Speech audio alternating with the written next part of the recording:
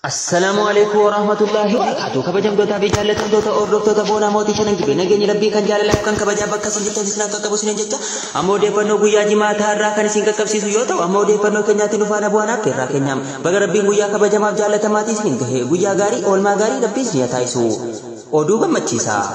Jiraattonni Saudi Arabiyaa keessatti lammiin kan keenya kumaatamaan kan lakkaamaa jira waggaa tokko ol kan dararamaa turan jiraattonni Saudi Arabiyaa keessaa gara biyyaa akka galan qophiin xumurameeti jira. Abaasan Dalleechoo Baatii gara biyyaatti deebisuudhaaf guyyaa wiixataa xiyyaara sadii akka isaan ajajan beeksifameeti jira. Alhamdulillah rabbiin kan keenya lammii kan keenya biyyootii garaa garaa keessatti dararamaa jiran gara biyyaatti akka deebi'amu alhamdulillah du'aan keenyas nurraa qeebalamee jira. Warri isin gammachiise galata rabbii galchaa. Jiraattonni Saudi Arabiyaa keessatti dararaan guddaan isin irra gahe Jiddaa, Makkaa, Xaayif akkasumas immoo Karjiin, Riyaadiin kan dararaan isin irra gahe akka gara biyyaa deebi'uutan Abaasan Dalleechoo Baatii beeksisa godheeti jira.